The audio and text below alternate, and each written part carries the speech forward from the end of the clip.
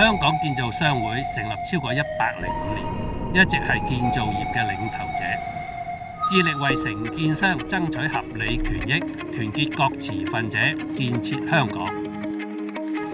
我哋同心協力，令香港由一個漁港搖身一變成為國際大都會。建造業係香港重要嘅經濟支柱。作為香港總承建商認可嘅代表，我哋致力提升業界水平，促進行業發展。政府喺制定同建造業相關嘅法例同埋政策嘅時候，都會諮詢商會嘅專業意見。我哋主動協調行業持份者，務求達至公平、公正、互相尊重嘅伙伴關係。承建商嘅工作係與市民生活息息相關嘅，好多舉足輕重嘅項目，例如北部都會區發展、築橋建路、鋪設電纜水管等等。我哋同唔同工作崗位積極溝通，使每一個工程項目得以高質量地完成。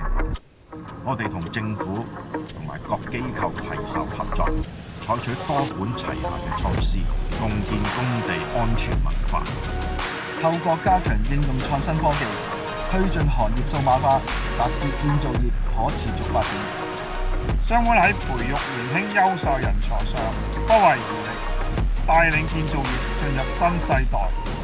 香港擁有背靠祖國、聯通世界嘅優勢，我哋會把握機遇，穩固香港國際領導地位。無論未來有咩挑戰，香港建造商會一定繼續同心服務香港，為國家蓬勃發展作出貢獻。